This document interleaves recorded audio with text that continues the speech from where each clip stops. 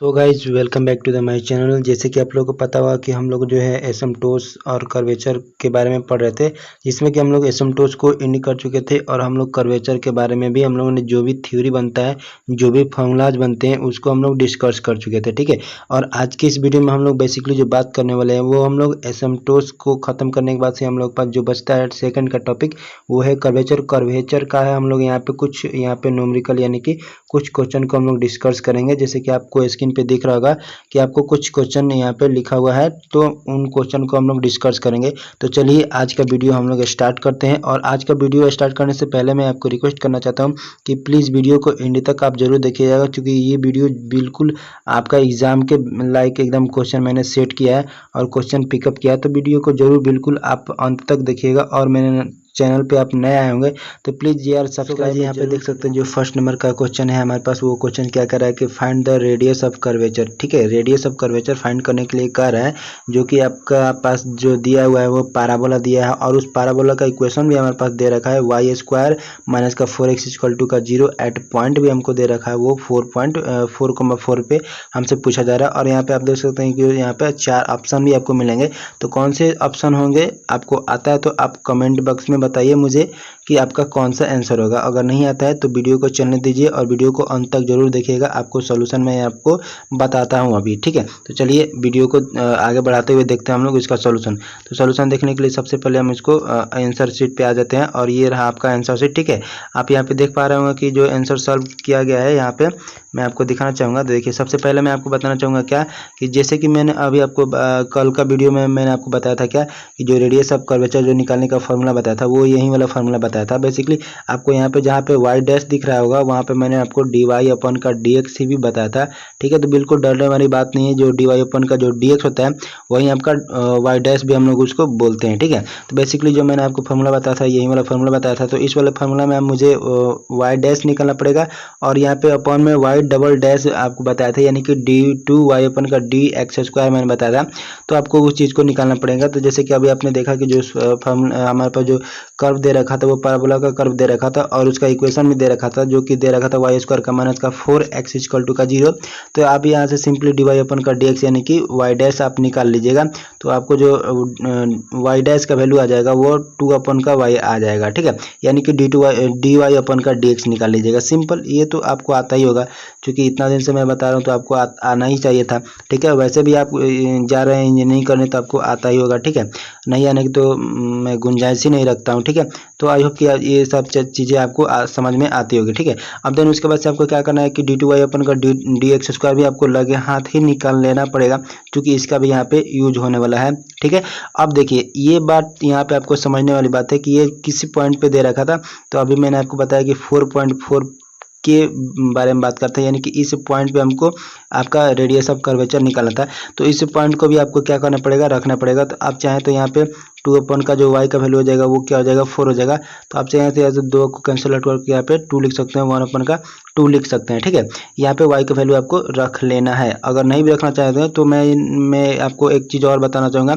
तो आप कुछ इस तरीक़ा से भी रख सकते हैं, जैसे कि मैंने अभी आपको मैं बता रहा हूँ। यहाँ पे देखिए, यहाँ पे भी वैल्यू डायरेक्ट आप चाहें तो इस इक्वेशन में यानी कि फॉर्मूला में भी आप डायरेक्टली वाई का वैल्यू पुट कर सकते हैं।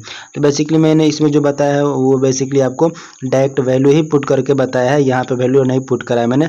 तो देखिए सॉल्व करने के बाद से डी टू वाई अपन का डी टू एक्स स्क्वायर जल्द से हम लोगों ने निकाला, तो वहाँ पे जो डी टू वाई अपन का जो डी एक्स स्क्वायर आएगा वो वैल्यू भी आपका कुछ इस तरीक़ा से निकल करके आ जाएगा और वो हो जाएगा माइनस का 4 अपन का वाई का क्यों। ठीक है, तो अब आप चाहें तो यहाँ पे भी वाई का वैल्यू रख सकते हैं। वो कितना था 4, तो 4 इंटू का 4 यानी कि 3 टाइम करना पड़ेगा, इसमें से कि ये 1 टाइम आपका कट जाएगा। तो बेसिकली 1 अपन का आपको 16 भी मिल जाएगा यहाँ पे। ठीक है, तो बेसिकली मैं यहाँ पे अभी जो मैं बताना चाह रहा था वो आपको फार्मूला जो रेडियस ऑफ कर्वेचर का है वो ये वाला फार्मूला अभी हम लोगों ने हाल ही में देखा।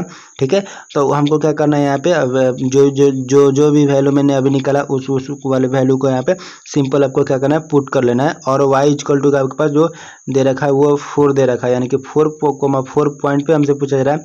तो y कोमा का वैल्यू यानी कि 4 वैल्यू जो है y के इक्वल टू के बराबर रखना पड़ेगा। तो देखिए हम लोगों ने निकाला था जो डी वाई अपन का जो डी एक्स निकाला था वो आया था 2 अपन का y तो फार्मूला के मुताबिक यहाँ पे हम लोगों ने अरेंज किया और y का वैल्यू मैंने अभी आपको बताया कि 4 हो जाएगा, तो 4 भी हम लोगों ने रख लेंगे और इसको जब सिंपली करेंगे सिंप्लीफाई तो हमको जो i इक्वल टू का जो मिल जाएगा वो मिल जाएगा आपका 22.36। ठीक है, तो बेसिकली आप यहाँ से जो समझ जाएंगे कि आपका जो ऑप्शन नंबर हो जाएगा वो ऑप्शन नंबर मैं आपको यहाँ पे दिखाना चाहूँगा। तो देखिए ऑप्शन नंबर जो यहाँ पे 4 आपके पास जो ऑप्शन मिल रहे थे, तो इस वाला में से ऑप्शन जो आपके क्या हो जाएगा 1 वाला ऑप्शन हो जाएगा, जो कि ऑप्शन नंबर 1 में आपको मिल रहे थे। ठीक है, तो आई होप कि ये वाला क्वेश्चन आपने एंजॉय किया होगा। अगर आप अच्छे से पढ़ते होंगे तो इस वाला क्वेश्चन में कोई दम नहीं था, आप बिल्कुल बना ही लेते। ठीक है, अब हम लोग देखते हैं हमारे पास जो कुछ और भी क्वेश्चन है, तो कुछ और क्वेश्चन को भी मैं आपको दिखाना चाहूँगा। तो चलते हैं कुछ और भी क्वेश्चन को लेते हैं। तो देख सकते हैं यहाँ पे जो क्वेश्चन हमारे का टू है हमारे पास, वो कुछ इस तरीका से है। ठीक है, आपको स्क्रीन पे दिख रहा होगा। ठीक है, तो यहाँ पे जो सेकंड नंबर क्वेश्चन कर रहा है हमसे find the radius of curvature, यहाँ भी रेडियस ऑफ कर्वेचर ही मुझसे पूछा जा रहा है और वो जो रेडियस का कर्वेचर पूछा जा रहा है वो 0.0 यानी कि 0,0 पॉइंट पे पूछा जा रहा है।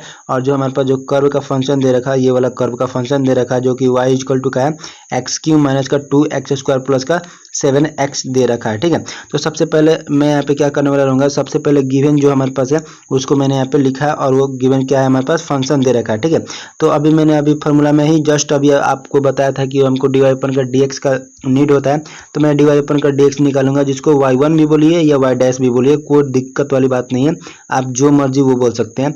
तो मैंने यहाँ पे dy अपन का dx करके यानी कि y1 भी लिखा हुआ है। तो मैं तीनों चीज़ों को भी आपको बता दिया कि dy अपन dx और y या सिंपली y डैश बोलिए, तीनों बात एक ही है। तो dy अपन का dx हम लोग निकालेंगे कि बेसिकली आपका 3x² हो जाएगा और माइनस का 4x हो जाएगा, यहाँ पे प्लस का 7 हो जाएगा। ठीक है, और अगर हमको dy अपन का dx का भी नीड पड़ेगा तो यहाँ पे हम लोगों ने dy अपन का d2 और y अपन का dx² भी हम लोगों ने सिंपली निकाल लिया। ठीक है, अब देन इसके बाद से हम लोग बात करते हैं कि जो हमारे पास जो फार्मूला होगा उस वाले फार्मूला में भी हमको किस वाला पॉइंट पर निकालना पड़ेगा, 0,0 पे निकालना पड़ेगा। तो मैंने सिंपली y1 में मैंने क्या करा है 0 पुट कर दिया है x के जगह पे। ठीक है, तो जैसे ही x के जगह पे 0 पुट करेंगे तो ये वैल्यू मिल जाएगा वो 7 मिल जाएगा। और d2 y अपन का जो dx² निकाला था उसमें हमको x इक्वल टू का हमको क्या पुट करना पड़ेगा 0 पुट करना पड़ेगा, तो उससे भी हमको जब पुट करेंगे तो यहाँ पे आपको माइनस का 4 मिल जाएगा और यहाँ पे आपको 7 तो मिला ही मिला। ठीक है, अब देन इसके हम लोग आगे सोल्यूशन की बात करेंगे। तो आगे आप सोल्यूशन में यहाँ पे देख पा रहे होंगे कि जो रेडियस ऑफ कर्वेचर हम लोग को निकालना था वो 0.0 पे निकालना था। तो 0.0 का जो फार्मूला बन जाएगा वो ये वाला तो फार्मूला हम लोग को इनिशियली निकालना था, इनिशियली हम लोग को पता है। अब इस वाले फार्मूला में आपको जो dy अपन का जो dx निकालते हैं, जिस पॉइंट पे पूछा जा रहा था हमसे उस वाले पॉइंट पे आपको क्या करना है बेसिकली सिंपली रख देना है। और जैसे सिंपली हम लोग रखेंगे तो यहाँ पे पाएंगे कि जो यहाँ पे आपका रेडियस ऑफ कर्वेचर निकल करके आ जाएगा वो 125 का √2 आ जाएगा। ठीक है, तो यहाँ पे बेसिकली कोई ऑप्शन तो था नहीं, तो यही बिल्कुल आपका क्या हो जाएगा आंसर हो जाएगा। बट मैं आपको एक चीज़ और श्योर बताना चाहूँगा कि यहाँ पे देखिए ऑप्शन में आप जरूर अच्छा तरीका से एग्जाम में कवर कीजिएगा, क्योंकि यहाँ पे कभी कभी होता क्या है कि माइनस प्लस में भी आप कंफ्यूज कर जाते हैं।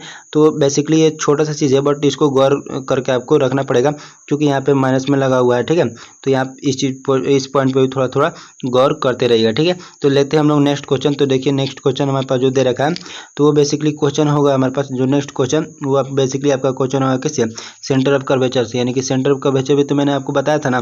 तो सेंटर ऑफ कर्वेचर से भी हमको क्वेश्चन को सॉल्व करना पड़ेगा। बट सेंटर ऑफ कर्वेचर को मैं यहाँ पे थोड़ा सा बेसिक बात भी लिखा हूँ, तो बेसिक बात को भी हम लोग समझते हुए चलते हैं। तो बेसिक बात में मैंने आपको यहीं पे बताया था कि कोई हमारे पास अल्फा बीटा क्या होगा सेंटर होगा और वो सेंटर किसी न किसी पॉइंट पे होगा। तो उस पॉइंट को हम लोग एक्स वाई मान रहे थे, किसी पॉइंट को पी ले रहे थे। ठीक है, तो यहाँ पे जो अल्फा निकालने का जो मेरे पास प्रोसेस था वो क्या था, एक्स माइनस का यहाँ पे वाई जो 1 जो लिखा है यहाँ पे बेसिकली ये बता रहा है कि वहाँ हम लोगों ने वाई जो 1 जो लिया है वो dy अपन का dx लिया था। ठीक है, और इंटू करके हम लोगों ने फार्मूला देखा था 1 + y1 का स्क्वायर अपन का d2y अपन dx², यानी कि जिसको हम लोग y2 भी बोल सकते हैं। और बीटा निकालने का भी हम लोगों ने कुछ इस तरीके से फार्मूला देखा था। और मैंने आपको बताया था कि जो यहाँ पे dy अपन का जो dx होता है या d2y अपन का जो dx² होता है वो बेसिकली हम लोग इस वाले फार्मूला से, इस वाले फार्मूला का क्या मतलब कि जो dy अपन का dx है उसी को हम लोग यहाँ पे y1 बोल रहे हैं और d2y अपन का dx² है उसको हम लोग यहाँ बेसिकली y2 बोल रहे हैं। ठीक है, तो जब आप इतना बात समझ गए तो इस पर चलिए कुछ और भी न्यूमेरिकल करते हैं। तो न्यूमेरिकल के लिए मैं बढ़ता हूँ आगे और यहाँ पे देखिए आपके सामने बिल्कुल आगे आए एक न्यूमेरिकल, और ये न्यूमेरिकल आपसे क्या कह रहा है कि find the centre of curvature. ठीक है, यहाँ पे क्या बोल रहा है फाइंड करना आपको सेंटर ऑफ कर्वेचर, जो कि यहाँ पे आपके पास इक्वेशन दे रखा है एक्स वाई इक्वल टू का -16 दे रखा है। ठीक है, तो यहाँ से बेसिकली जो हमको एक और चीज़ का नीड पड़ेगी वो पड़ेगी हमको क्या नीड पड़ेगी वो पॉइंट का। तो पॉइंट भी यहाँ पे 4 4,4 ही दे रखा है।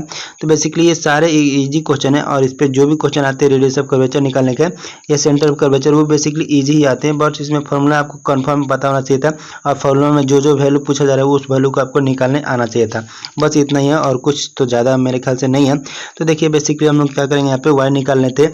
तो y जो निकल जाएगा तो वो क्या हो जाएगा 16 अपन का x हो जाएगा और इसको हमको क्या करना पड़ेगा डिफ्रेंशिएट करना पड़ेगा।